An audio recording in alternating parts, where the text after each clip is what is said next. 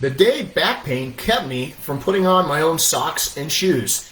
Hey everybody, this is Mike Erlob, and you're on another episode of Power Your Life by Flex PT. Have you ever had that happen? Have you ever had a day where you just you wake up all of a sudden and you can't even bend over to put on your own socks and shoes, let alone dress yourself?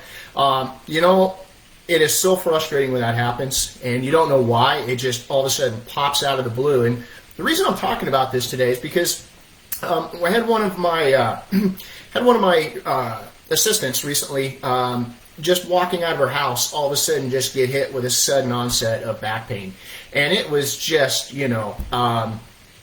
excruciating for her. And it got me to thinking. I remembered a time when that happened to me. And let me tell you, I want to share that little story with you. I want to share what happened to me with you and see if that any way can help you at all. So really what happened was one day I woke up and I noticed when I rolled out of bed something wasn't quite right. I had a little discomfort in my lower back, but I went over and kind of got up, and when I bent over, bam, it was just this sudden pain in through my lower back. And I couldn't bend over anymore. I tried to stand up. I couldn't stand up straight. I was just completely locked up. It felt like there was this spasm that just locked up in my lower back, and it just, it wouldn't let me do anything. I was trying to get myself to work. I couldn't get ready. I thought, well, let me throw a little bit of ice on it. Let's see if I can't get through this. Let me take a hot shower. I tried all of those things. Popped some ibuprofen and just kept going with it, and it just, anything I did just didn't take care of it. And it started to get really frustrating because, you don't know why this is happening. It's just out of the blue. And, you still got to go to work. You still got to do your life. So I just figured out what I had to do. I had to have my wife help me get my socks and shoes on. I had to have her actually tie my shoes. And, that just really makes you feel, it really frustrates you when you're used to doing everything on your own. And all of a sudden one day you're like, man, I got to ask for help because my back is keeping me from being able to just do the simple things of life. Let alone, bend over and try and brush your teeth. We call that stooping. Trying to stoop over in front of the sink to brush your teeth. That was excruciating too. Anything bending over. But I got to tell you, the minute that I tried to get in that car, oh man, that was the worst. I don't know if you have ever had that happen to you, but just trying to get into the car, I kind of learned how I had to kind of turn myself, and I kind of had to push my hips back, into the car seat. But just even trying to tuck my head to get underneath the top of the car, it just this pain that went from down the back of my neck all the way down into the spine. It felt like everything was just absolutely ripping apart. And so then you get, I get to work, and then I'm like, well, I got to get out. I got to get out of the car. And that takes a little bit. You just have to reverse it, and it's just this sharp stabbing pain. And it just continues through the day. You try to ice it, and again, you try to take some more medicine. It just doesn't get where it needs to be, and it starts to nag at you. It's not as much of a problem until it hits those day-to-day life things, and you just can't be normal. You can't go for the long car ride. Just even that day, I remember riding into work, and I was so incredibly uncomfortable.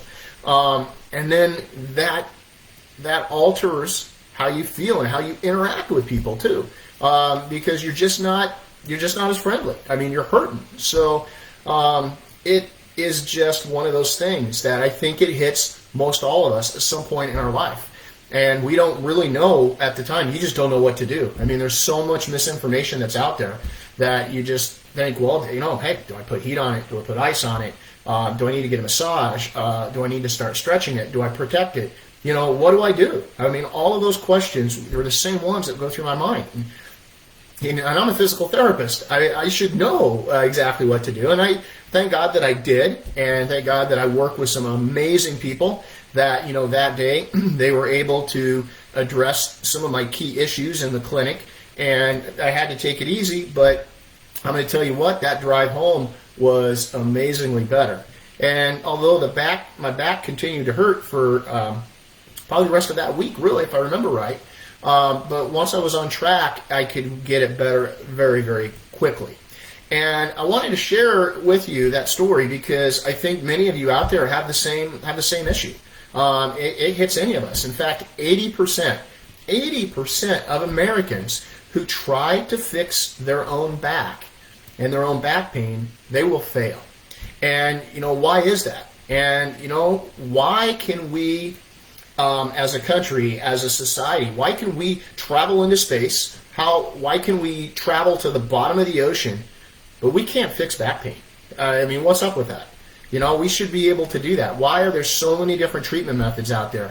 And the answer is because they don't address the root cause. Because until you address the root cause of the condition and the problem, which is what I had to do, thank God that like I said, I had an amazing team that was able to help me think through what I was doing and really focus on releasing the muscles which were working too much and activating the ones that weren't working enough to bring everything back in balance, and to calm down that, those nerve endings that are just firing and going crazy.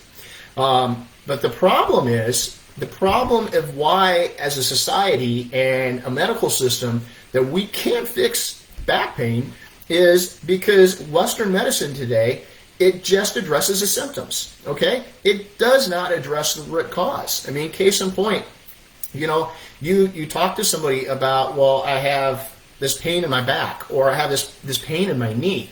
The first thing that, most healthcare providers will do is, in Western medicine, is just go directly to that area.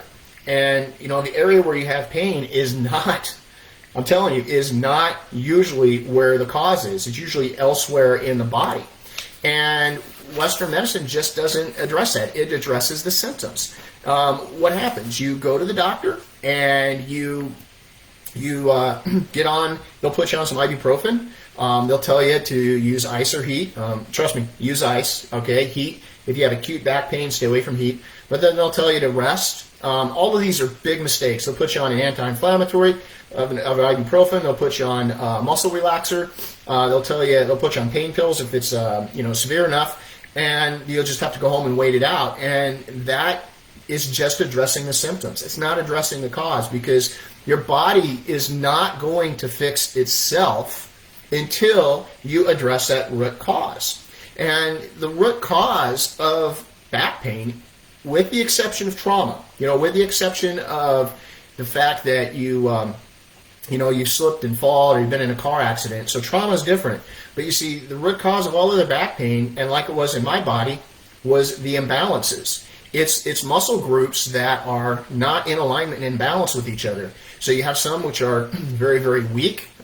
We say those are underactive, and they're not being activated enough. And then there's those that are overactive. Okay, we call that hypertonicity. They're just too active. They're just working too hard. And usually those muscle groups are opposing each other, and one's just overpowering the other. And this leads to compression of the spine. It's going to compress it. It's going to squeeze it down. That is going to wear it out. That's going to wear out the discs. That's going to wear out the cartilage. That's going to wear out, cause inflammation in the tendons. It's going to cause other issues. And this causes inflammation, and is what leads to the pain. And so, like in my case, it seemed like, wow, I woke up one day and bam, it was just hit me. Well, this had been coming on for a while, because when I really truly went back and looked at it, I was like, okay, wait a minute. I had kind of gotten off on my diet. I wasn't properly on my diet like I should. I had been sitting so much more. At work, I wasn't up and moving around as much as I should be, so I was sitting a lot more. And, those created, situations in my body where those imbalances really occurred. And, here's the thing. These factors which contribute to these imbalances, you can change them. You can change them. You can take steps right now, which is what I'm trying to tell you. I'm trying to share this information with you so you don't have to go through what I did. Or if you do, you know exactly what to do. And the first one is sitting too much sitting. Too much sitting is killing us. It's killing our society. It's killing our bodies. It's killing our backs. Too much sitting.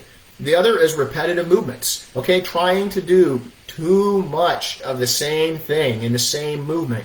You're going to overutilize one group, underutilize the other. Think about it. When you get in and out of the car, how do you do it? You always do it the same way.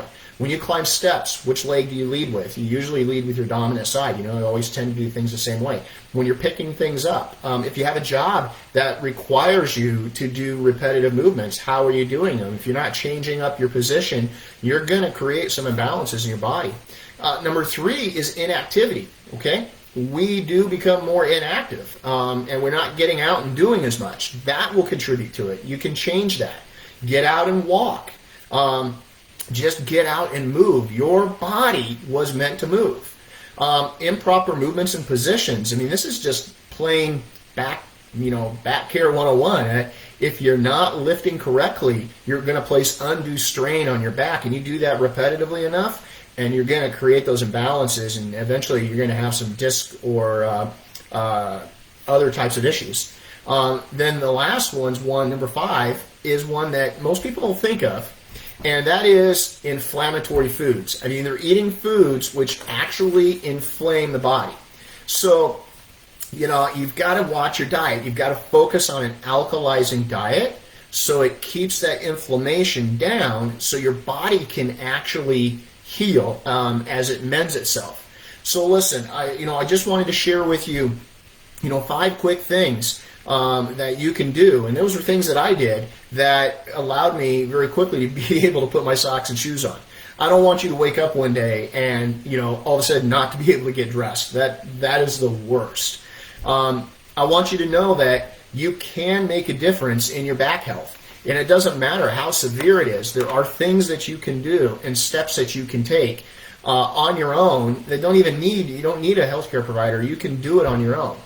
With that being said, there's an old saying that says knowledge is power. Well, that's false, okay? Knowledge is not power. It's what you do with that knowledge that counts. There's a quote that I just love that I want to leave you with, that I love with Tony Robbins, and it says that action is the most important key to any success. And that is so true. Take action. Just take one of those 5 items and change it and make a change in your day-to-day life. You do that a little bit at a time, and over the course of a year, you will be amazed at what kind of impact you can make on your own body. Before I sign off, I want to give a shout out to my wife, Shauna. Today is our 18th wedding anniversary. So happy anniversary, Dig. And I'm going to be getting ready to sign off here. I'm going to be live next Tuesday at 1 p.m. And hey, by the way, if you want help putting a plan together or putting a plan into action, really to fix your back pain, what I want you to do is just shoot me a Facebook message with your email, and I'll send you my free report. And that's titled The 5 Best Kept Secrets to Fast Back Pain Relief. It goes a lot more in depth than just what I touched on today. It's really a great report. It's going to be very helpful. So, hey, until next week, I want you to stay healthy and keep moving forward.